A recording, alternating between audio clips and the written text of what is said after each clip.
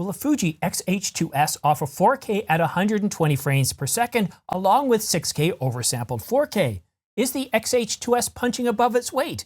Details coming up, but first I encourage you to subscribe and choose all notifications so you're kept informed on the latest camera gear, news, and rumors, like the updates to the Fujifilm X-H2S. Fuji Rumors has already broken the rumor that the Fujifilm X-H2S is going to be able to produce 6K oversampled 4K, and that's a big deal. That oversampled image, basically providing full sensor readout onto 4K, results in better detail, a more detailed image rather than something that's soft, kind of like the old Canon EOS R, which produced 4K, but it was very soft. There was no oversampled mode. Now, some people are wondering, well, what about the Canon EOS R7? It's supposed to be able to do 4K video as well. It has a 32.5 megapixel sensor, but there's no mention of whether it will do oversampled or not. So that gives us a couple of options. A, it will do oversampled 4K, but the leaked information that we have from Craig at Canon Rumors, rated at a CR3, just left that out. They didn't have that information. Or we'll get a cropped 4K mode, which will produce a softer image, or it'll be some sort of a combination of a cropped and binned 4K image. Now, comparing these two cameras, the Canon EOS R7 based on its rumored specs to the Fujifilm X-H2S rumored specs, 6K oversampled 4K should produce a better image, all other things being equal. And considering that the Fujifilm X-H2S also has a BSI stacked sensor, it'll be able to move an awful lot more data, enabling a more detailed image, whereas the Canon EOS R7 at this point isn't supposed to be BSI or even stacked. Anyhow, back to the Fujifilm X-H2S. So it's going to be able to do 6K oversampled 4K, but according to Andre at Fuji Rumors, it's also going to be able to do a staggering 120 frames per second in 4K. And this is a big deal, a very big deal, especially considering that this camera is supposed to cost somewhere around $2,000 US. And why is that supposed to be a big deal? Well, look at what other cameras provide you with 120 frames per second in 4K. In the stills hybrid market, it's a very few number of cameras. We've got the Canon EOS R5 with what I'm filming with right now. It costs $38.99. We've got the Nikon Z9, which cost $54.99. And of course, we've got other cameras such as the Sony Alpha 1 and the Sony A7S III that can also do 4K at 120 frames per second. Now, each camera provides a different level of sharpness, but still, the cheapest one right now that can do 4K 120 frames per second is looking to be the Canon EOS R5 at a real bargain, $3,800 or $38.99. So to be able to do 4K at 120 frames per second at somewhere around $2,000 is a big deal. Now, we don't know the price for sure at this point, but based on what we know about the Fujifilm X-H2S, is it supposed to have a 26 megapixel BSI stacked sensor. The X-H2, which is supposed to come later, has a 40 megapixel sensor and it's supposed to be able to do 8K UHD video. It is supposed to cost under $2,500.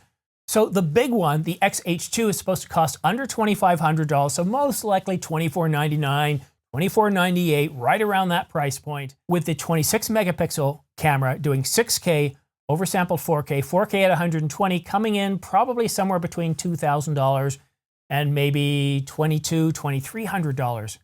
But that's absolutely staggering to be able to provide these video resolutions. But maybe we need a bit of a reality check here. Is Fuji going to release the X-H2S with 26 megapixels, a BSI stacked sensor capable of 6K oversampled 4K, 4K up to 120 frames per second for around $2,000?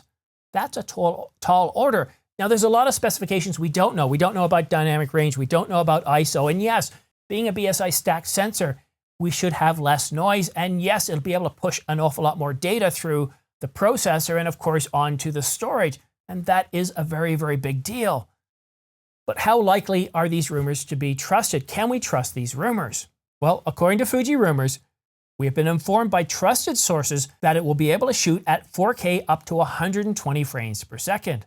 It's coming from trusted sources. It's been validated from people that they've worked with in the past so that they believe this information is accurate. It's kind of like a Canon Rumors CR2 or a CR3. This is a big deal. The Canon EOS R7's coming out, the Canon EOS R10.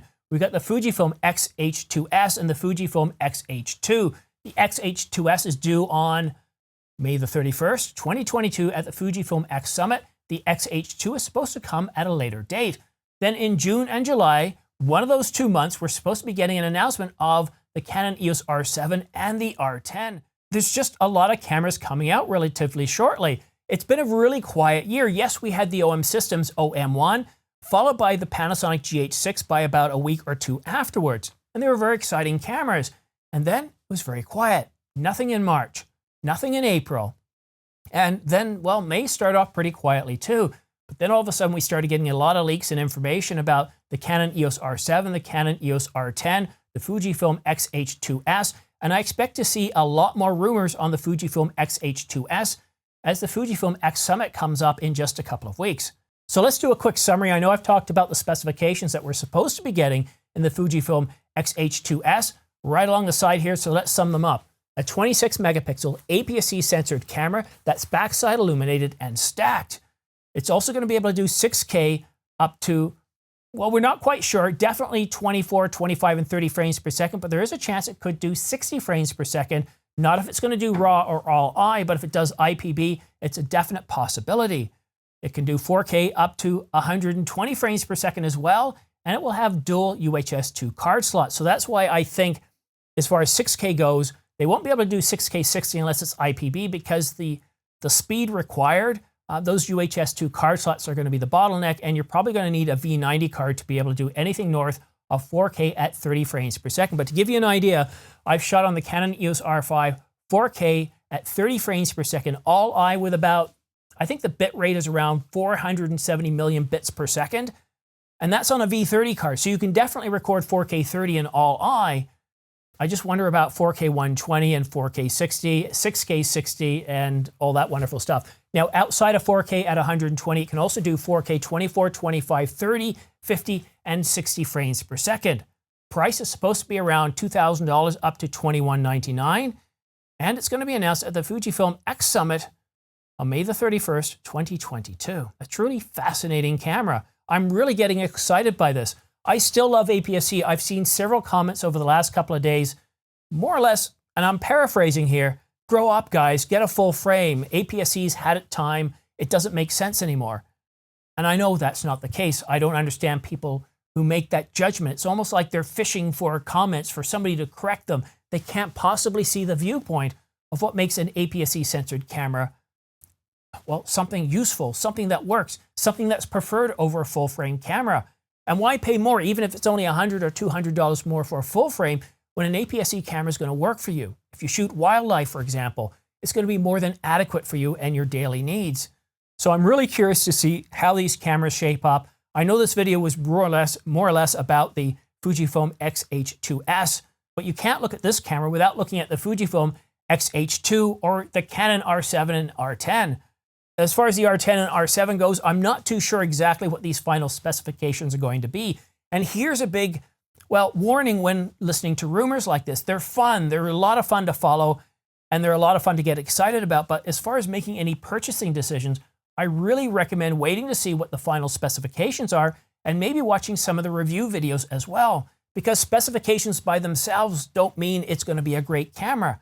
For example, being able to do 4K up to 30 frames per second sounds great, but let's look at the Canon EOS R5, the Canon EOS R. It can do 4K up to 24 or 30 frames per second. I can't remember if it does 30 or not, but it's a soft 4K. Same with the Canon 90D, it's a soft 4K.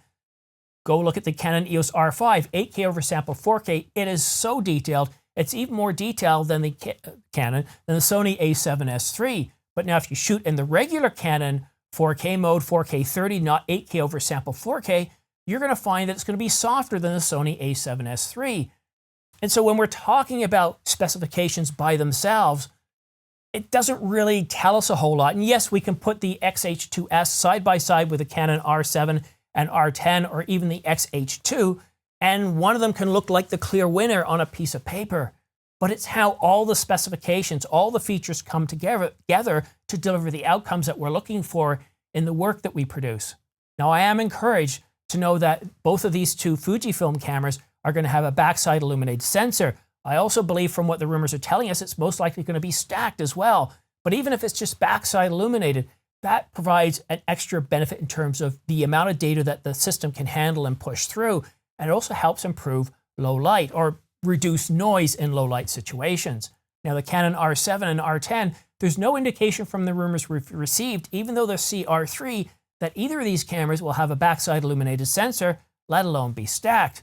Now, that could be happening, and we could get 6K oversample 4K on either of these two cameras too. Well, not 6K on the R10, but definitely on the R7, and that really depends. The rumors that we're getting says it does 4K, and here again, 4K could mean 8K oversample 4K, it could mean 6K oversample 4K, 4.1K or 5.1K oversample 4K, or it could mean a cropped at 1.7 times binned, a very soft 4K. So when we hear that the R7 is going to do 4K, we just don't know the details behind that. So again, a bit of caution. Nothing wrong with getting excited over these cameras and the specifications. I completely woke up a few days ago when I saw the specs for all of these cameras, and I'm truly excited because I love camera technology. And judging by the number of views I've gotten over the last couple of days, I'm now producing something like 26,000 views a day on just talking about the Canon EOS R7, the R10, and the Fujifilm X-H2S. It's just where the lion's share of the views are coming right now, so I'm super excited. Let me know what you think in the comment section down below, and do yourself a favor, if you want to get the latest news and rumors, go ahead and subscribe, but make sure you click all notifications, so that way as soon as I publish a video, you'll get the latest information, so you'll be in the know on the latest news and rumors regarding your favorite cameras. But that's it for now. Thank you so much for watching. We'll see you again soon.